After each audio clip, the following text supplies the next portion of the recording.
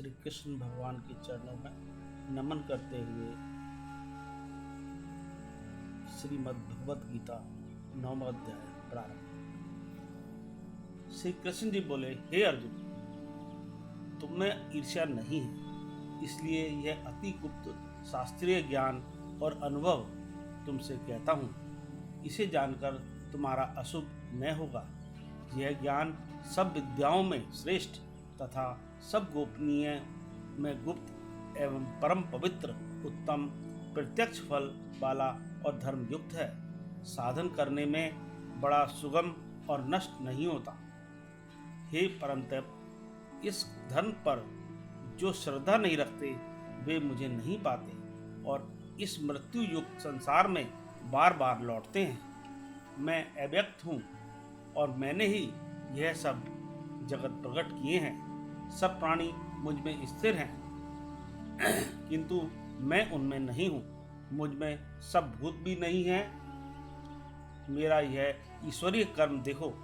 मेरी आत्मा सब भूतों का पालन करती हुई भी नियत नहीं है। जिस प्रकार सर्वत्र बहने वाली महान वायु समस्त आकाश में व्याप्त है, उसी प्रकार सर्वत्र भूत मुझ में है, ऐसा समझो। हे कौन्तेय, सभी जीव कल्प के अंत में मेरी प्रकृति में आ मिलते हैं और कल्प के प्रारंभ में उनको फिर उत्पन्न करता हूँ। अपनी प्रकृति का आश्रय लेकर उसके गुण व स्वभाव वाले समस्त भूत वर्ग को मैं बार बार उत्पन्न करता हूँ। हे धनंजय, मेरे ये कर्म मुझे नहीं बांधते, क्योंकि मैं उदासीन की तरह इनमें आसक्त नहीं हूँ और स्थिर हूँ। मैं अध्यक्ष होकर प्रकृति द्वारा चराचर जगत को उत्पन्न करता हूँ। हे कौन्तेय, इस कारण यह जगत बनता बिगड़ता रहता है।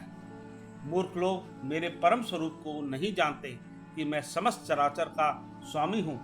जो मुझको मनुष्य जानकर मेरी अवहेलना करते हैं, उनकी आशा व्यर्थ, कर्म निष्फल, ज्ञान निरर्थक, चित्त भ्रष्ट है।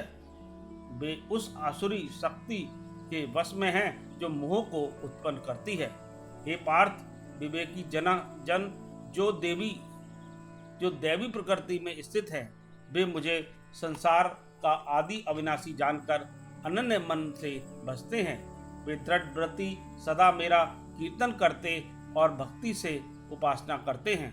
कोई एकत्व से, कोई पृथकत्व से और कोई मुझे अनेक रूप वाला मानकर उपासना करते हैं। श्रोत यज्ञ मैं हूँ, समात यज्ञ मैं हूँ, पितृ यज्ञ मैं ही हूँ तथा औषधि मंत्र होम का साधन धृत, अग्नि और होम भी मैं ही हूँ। इस जगत का पिता, माता, धारण करता, पितामह, जानने योग्य पदार्थ, ओंकार, ऋग्वेद, सामवेद और यजुर्वेद मैं ही हूँ। गति पालन करता, प्रज्ञ साक्षी, निवास स्थान, रक्षक, मित्र, उत्पन्न करने वाला, संहार कारक, आधार, प्रलय स्थान और अविनाशी बीज मैं ही हूँ। मैं सूर्य रूप में तपता हूँ, मैं ही वर्षा रोकता हूँ, मैं ही वर्षा करता हूँ तथा हे अर्जुन, मैं ही अमृत और मृत्यु भी हूँ तथा सत और असत, तीनों वेदों के ज्ञाता, सोम पीने वाले, पाप रहित यज्ञ द्वारा मेरी पूजा करके स्वर्ग चाहते हैं और इंद्र के पुण्य लोक में पहुंचकर स्वर्ग में देवताओं के योग्य दिव्य सुख भोगते हैं। वे उस विशाल स्वर्गलोक में सुख भोग कर पुण्य के क्षीण होने पर फिर मृत्यु लोक में आते हैं। इस प्रकार तीनों वेदों के यज्ञादि धर्मों का पालन करने वाले, भोग की इच्छा रखने वालों का आवागमन होता रहता है। जो अनन्य भाव से चिंतन करते हुए मेरी उपासना करते हैं, उन नित्य योगियों के योग क्षेम अर्थात स्थान, भोजनाच्छादन से इनकी मैं रक्षा करता हूँ। हे कौन्तेय, जो दूसरे देवताओं के भक्त हैं और श्रद्धा से उन्हें पूजते हैं, वे भी मेरा भी पूजन करते हैं, परंतु यह पूजन विधि पूर्वक नहीं है। सब यज्ञों का भोक्ता और स्वामी मैं ही हूँ। जो मेरे इस व्रत को नहीं जानते हैं, वे आवागमन से नहीं छूटते हैं। देवताओं के पूजने वाले देवलोक को प्राप्त होते हैं।